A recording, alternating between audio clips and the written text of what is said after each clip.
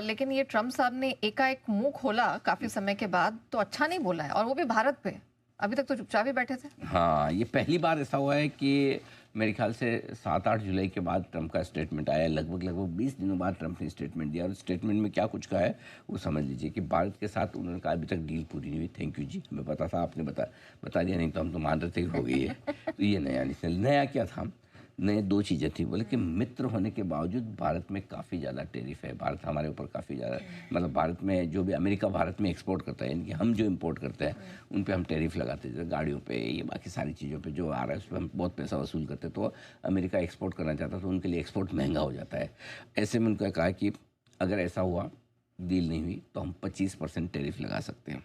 एक ये, इसका मैं विश्लेषण करूँ उससे पहले चीन के साथ क्या हुआ वो भी बता देना जरूरी है।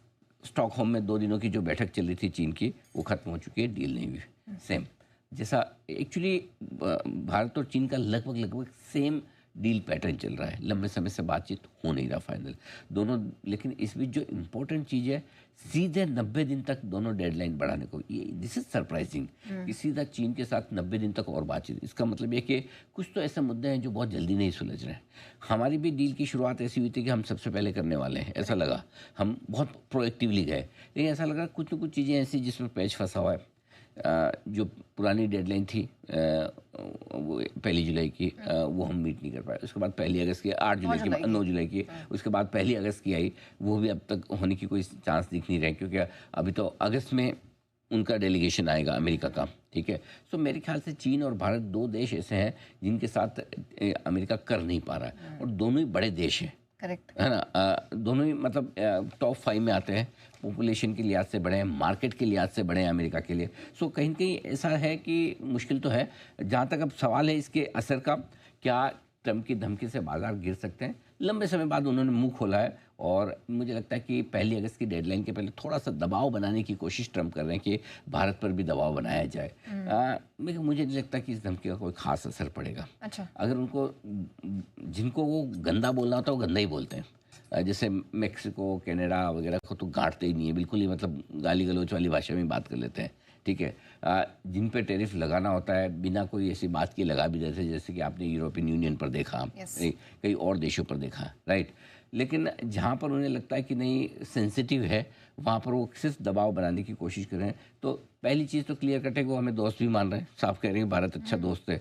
मतलब आप बताना भी चाहते हैं कि यार, मतलब कई बार होता है ना, आपकी किसी से दोस्ती और आपकी बात नहीं उससे जम रही है, तो यार तू दोस्त मेरा अच्छा है लेकिन तू मानता नहीं है, हाँ, है ना, तू अड़ जाता है हर बात को लेके, ये तेरी आदत ठीक नहीं है।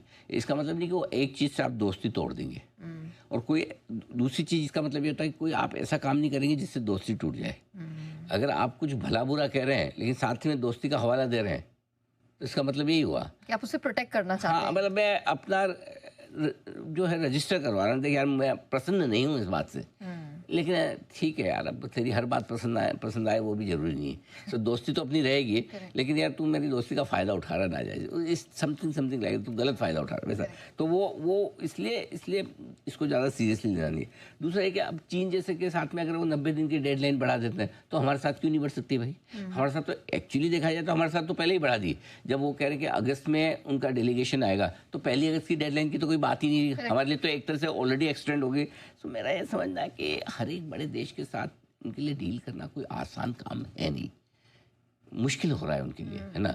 और अब क्या है, धीरे धीरे जैसे जैसे डेडलाइन जा रही है, अब हो क्या रहा है कि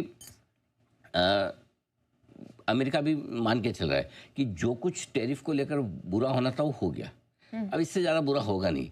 हमारे लिए क्या है, डील में देरी होने की संभावना है, देरी हो तो हमें क्या फ़र्क पड़ता है, जब तक वो भले ही स्टेटमेंट दे दे, जब तक वो टैरिफ लगाए ना हमें कोई फ़र्क नहीं पड़ता। हम तो बिना टैरिफ के चले ना, आज समझो 15% भी लगाए, 10 भी लगाए, जो भी लगाए, एक्स्ट्रा देना रहा ना। करेक्ट, जब तक नहीं है डील, हम तो मतलब 90 दिन हमारी भी बढ़ा दो काम चल रहा है चलने दो। हाँ, थोड़ा सा एक फ़र्क ये पड़ता है कि अनिश्चितता बनी रहती है जब तक आपकी डील ना हो जाए, वैसा है।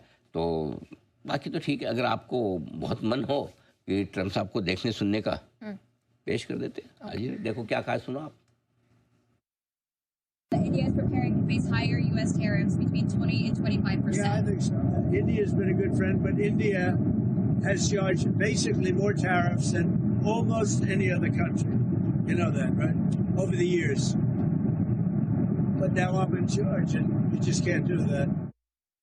मतलब भारत सबसे ज़्यादा लगाता है दे तो सबसे ज़्यादा लगाने में भी तो दम होना चाहिए, हर कोई थोड़ी लगा सकता है, ये है बस, ठीक है। चलिए, तो ट्रम्प साहब ने क्या कुछ कहा, क्या कुछ किया, नहीं किया, वो सब तो हमने बता दिया, लेकिन हमारे मार्केट्स